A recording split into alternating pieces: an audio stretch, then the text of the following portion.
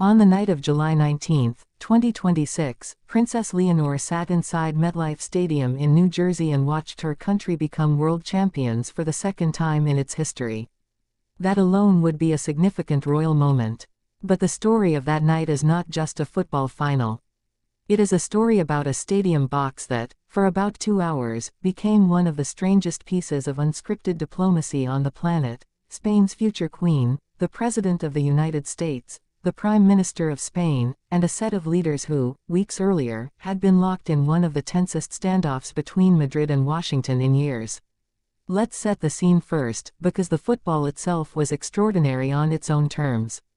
This was the first World Cup in history hosted across 3 countries, the United States, Mexico, and Canada, and the final came down to Spain against Argentina.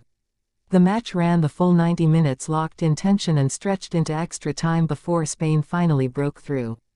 The decisive goal came from Ferran Torres, the Barcelona forward who had become one of the tournament's standout performers, and it was enough to give Spain a 1-0 victory and its second World Cup title.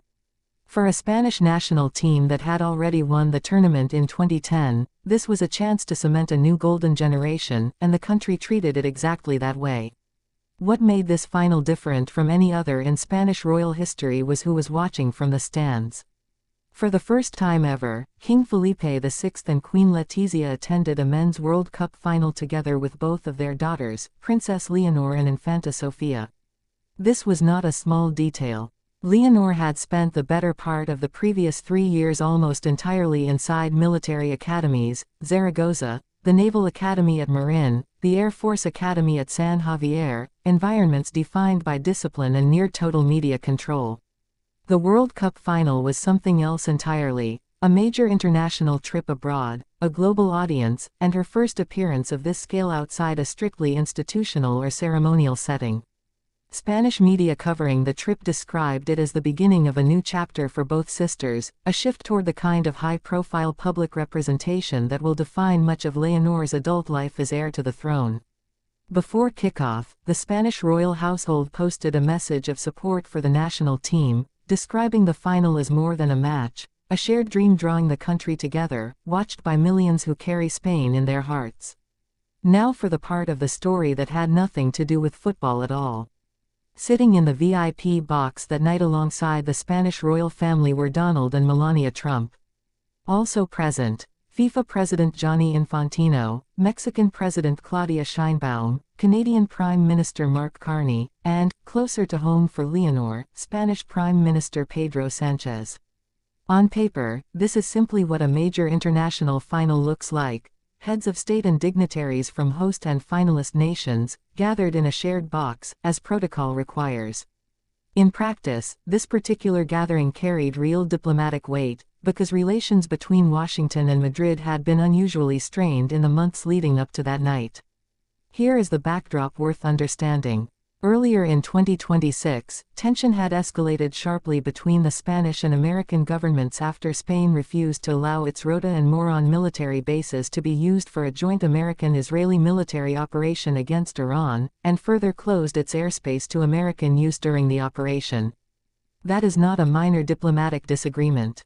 Refusing basing access for an active military operation is one of the more pointed forms of pushback a European ally can offer an American administration, and it left Madrid and Washington on notably frosty terms heading into the summer. Just days before the World Cup final, Prime Minister Sánchez had described a separate, casual conversation with Trump in Ankara, at a different diplomatic gathering, insisting there was no tension whatsoever between them and that the exchange had been warm. Whether or not that framing fully reflected the underlying relationship, it set up the MetLife Stadium box as something more than a football viewing party. It was the first major public setting where the two leaders would be seen together since that friction became public. So when King Felipe and Donald Trump greeted each other in the VIP box, photographed by the FA news agency through the glass separating the tribune from the crowd, Spanish media immediately dubbed it the most anticipated photo of the final. Not the match, the handshake. That framing tells you exactly how much diplomatic subtext was riding on a few seconds of stadium pleasantries. Pedro Sánchez was there too, in the same box, exchanging greetings with the American president just days after publicly downplaying any tension between them.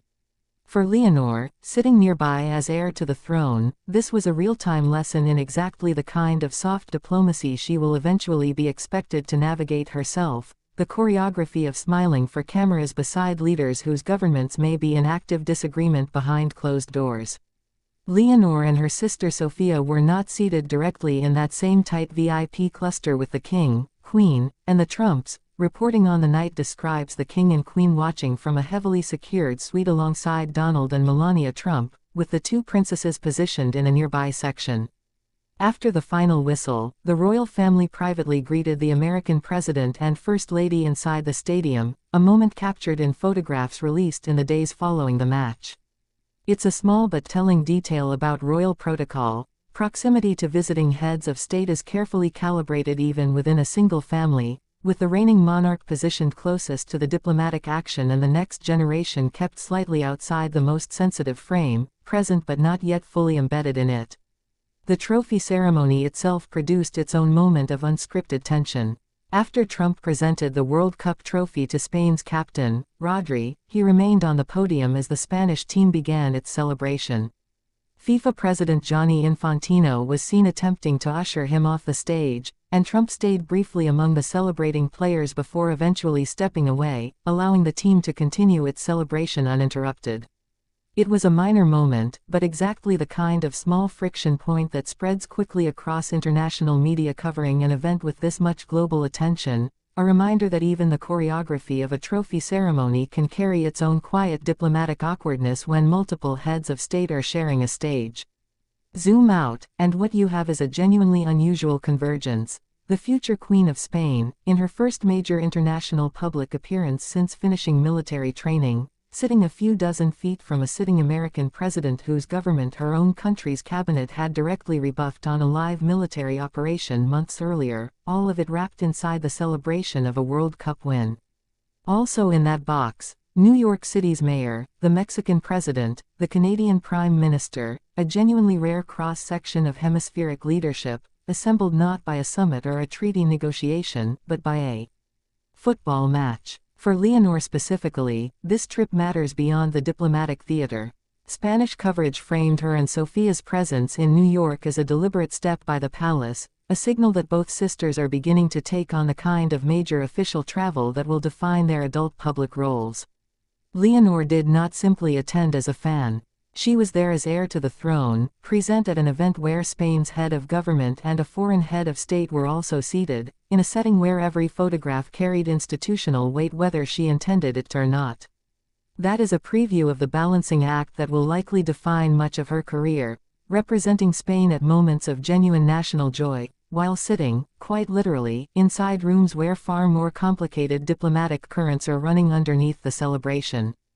Spain, in the end, got exactly the outcome it wanted on the pitch, a 1-0 extra time win, a second World Cup title, and a celebration that swept the entire country. But the more unusual story from that night belongs to the box above the field, where a princess just months removed from military academy found herself seated near a diplomatic standoff playing out in real time, offering an early glimpse of the kind of public life that awaits her once the football is over and the harder work of representing a nation actually begins. A transparency note for accuracy: Spain's 1-0 extra time win over Argentina, Ferran Torres's decisive goal, the royal family's full attendance at MetLife Stadium, the presence of Trump, Sánchez, Infantino, Scheinbaum, and Carney in the VIP box. The earlier wrote up more on basing refusal and airspace closure tied to Operation Epic Fury, Sanchez's Ankara comments downplaying tension, and Trump remaining on the trophy podium are all drawn from verified press reporting from the days immediately surrounding the July 19, 2026 final. Any characterization of unspoken tension or private dynamics inside the box beyond what was reported or photographed is contextual interpretation, not confirmed fact.